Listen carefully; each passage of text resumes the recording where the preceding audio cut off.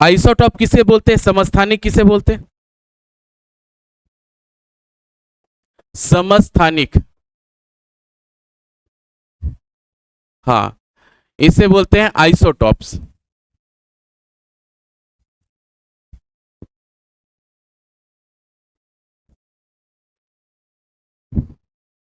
ठीक है, सबसे पहले लिखना, ये जो शब्द है ये ग्रीक भाषा से लिया गया शब्द है, ग्रीक।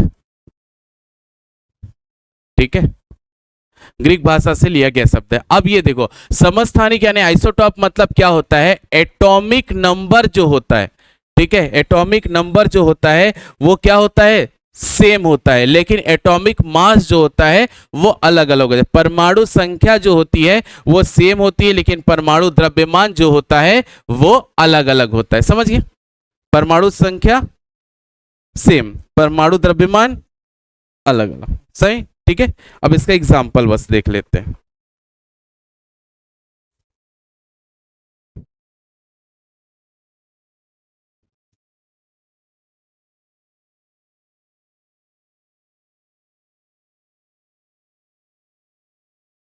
इसका एग्जाम्पल लिख लेते हैं, जैसे मान लेते हैं C6, C6 है और ये है, और दूसरा है C6 है, ये 14। ठीक है, ये इसका एग्जाम्पल रहेगा। इससे परमाणु संख्या क्या है, समान है, लेकिन परमाणु द्रव्यमान क्या है, अलग अलग है, तो इसका एग्जाम्पल है। और दूसरा एक एग्जाम्पल इसका आ जाता है हाइड्रोजन का।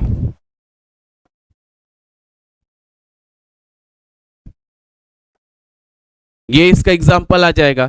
तो हाइड्रोजन के ये तीन अलग अलग जो रूप है, इसका नाम होता है, इसका नाम होता है प्रोटियम, इसका नाम होता है प्रोटियम। और इसका नाम होता है ड्यूटेरियम, ड्यूटेरियम। और इसका नाम होता है ट्राइट्रियम, प्रोटियम, ड्यूटेरियम, ट्राइट्रियम। याद रखना, ये तीनों जो है हाइड्रोजन के एक अलग रूप है, ठीक है। और ये जो रूप है इसका अपनी अपनी एक क्वालिटी होती है, पहली की क्वालिटी तो नहीं होती, बाकी दोनों की क्वालिटी होती है। ये जो देखो, पहला चीज तो ये दोनों एग्जाम्पल किसके, आइसोटॉप के, क्योंकि इसमें परमाणु नंबर जो है यानी एटॉमिक नंबर क्या है, सेम है, नीचे का सेम है, बस ऊपर का क्या है, अंतर है। ठीक है, और इसमें ये जो ड्यूटेरियम रहता है इसको बोलते हैं भारी जल, भारी जल। और इसका फॉर्मूला होता है D2O, और इसका प्रयोग किया जाता है नाभिकीय रिएक्टर, न्यूक्लियर रिएक्टर में। इसका प्रयोग किसमें किया जाता है, न्यूक्लियर रिएक्टर में प्रयोग किया जाता है।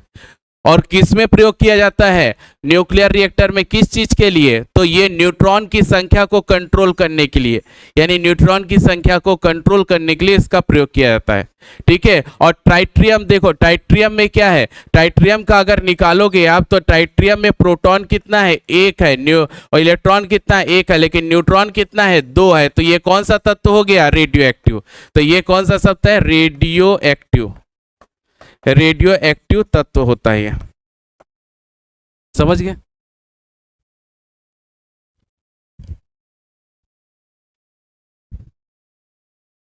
आ रहा है समझ में, नींद आ रहा है, आ का ये ड्यूटेरियम जो होता है, जो हाइड्रोजन का तीन अलग अलग रूप पाए जाते हैं, एक रूप का जनरली कोई यूज नहीं है, दूसरा रूप जो होता है उसको ड्यूटेरियम बोला जाता है, यानी भारी जल। जल का एक और रूप होता है जो भारी जल होता है, उसका प्रयोग लैब में किया जाता है। और लैब में, बड़े बड़े लैब में जो न्यूक्लियर जो रिएक्टर होते हैं ना, न्यूक्लियर रिएक्टर, ठीक है, जिससे बड़े बड़े हथियार बनाए जाते हैं, न्यूक्लियर रिएक्टर होते हैं, ठीक है, जिसे एनर्जी का प्रोडक्शन किया जाता है, उसमें ये क्या करते हैं, जैसे मान लेते हैं रेडियम है, जैसे रेडियो एक्टिव तत्व, उसको अगर क्या करेंगे, तोड़ेंगे तो उससे क्या निकलेगा, न्यूट्रॉन निकलते हैं बहुत अधिक मात्रा में। तो न्यूट्रॉन को कंट्रोल करने के लिए भारी जल का प्रयोग किया जाता है। ठीक है, चलिए आगे, ये क्लियर है, आगे बढ़े, चल। उसका दूसरा आता है आइसोबार। आइसोबार क्या बोला जाता है, आइसोबार, इसको क्या बोलते हैं, समभारिक, समभारिक। अब समभारिक का क्या होता है, जिसमें एटॉमिक मास सेम होता है लेकिन एटॉमिक नंबर अलग अलग होता है, उसे ही कहा जाता है। जैसे एक एग्जांपल है जिसमें कैल्शियम आता है 20 होता है, ठीक है।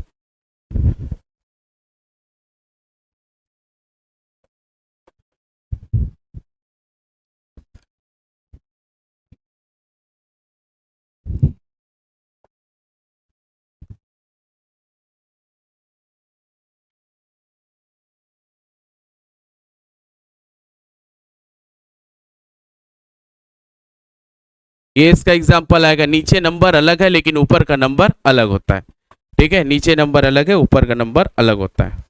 ठीक है, कोई सा भी होता है। ठीक है, एग्जाम्पल के रूप में कुछ भी दे सकता है।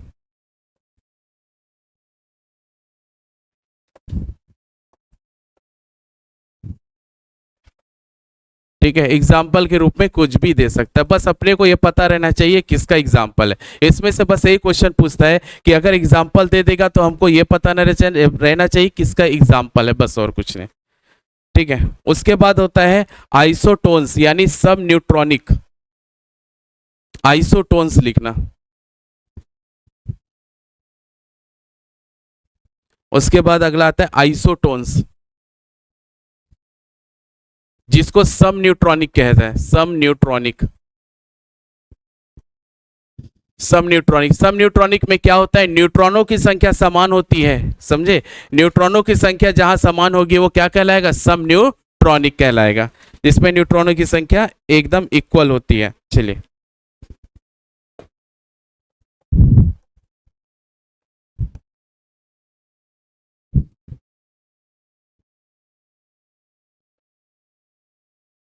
ये एग्जाम्पल है।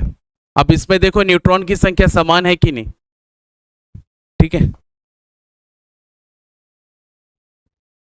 एक होता है वेनेडियम और दूसरा होता है क्रिप्टॉन। ये 51 होता है, ये 52। 51 और 52, 23 और 24। ये 23 होता है और ये 24। इस प्रकार के आपको वहां एग्जाम में अगर पूछा भी जाएगा तो इस प्रकार के आपको अलग से दे दिया जाएगा, बस बोलेगा इनमें से कौन सा आइसोबार है, आइसोटोप है या आइसोटोन्स है, बस आपको चेक करके बताना रहेगा, बस और कुछ और एक्स्ट्रा नहीं पूछता इसमें से। उसके बाद अगला आता है आइसो इलेक्ट्रॉनिक यानी सम इलेक्ट्रॉनिक्स। सम इलेक्ट्रॉनिक्स। अगला आता है सम इलेक्ट्रॉनिक्स, जिसे बोलते हैं आइसो इलेक्ट्रॉनिक्स।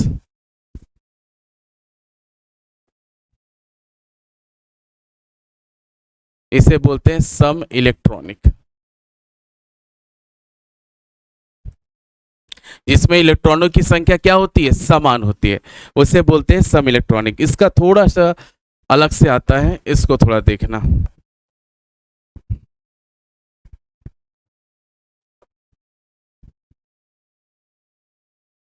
ठीक है,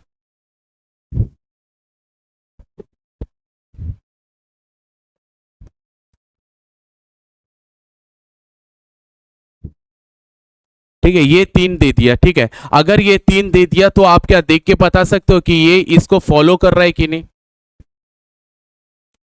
इसमें इलेक्ट्रॉनों की संख्या कितनी है, इसमें कितनी है और इसमें कितनी है, बताओ।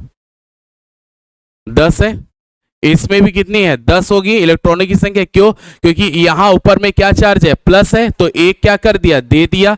तो जब एक दे दिया तो क्या हो जाएगा, 11 माइनस 1 यानी कि 10। इसमें इलेक्ट्रॉनों की संख्या पहले कितनी थी, 12 थी, इसने महाशय ने 2 दे दिया तो इसकी संख्या कितनी हो जाएगी, 10।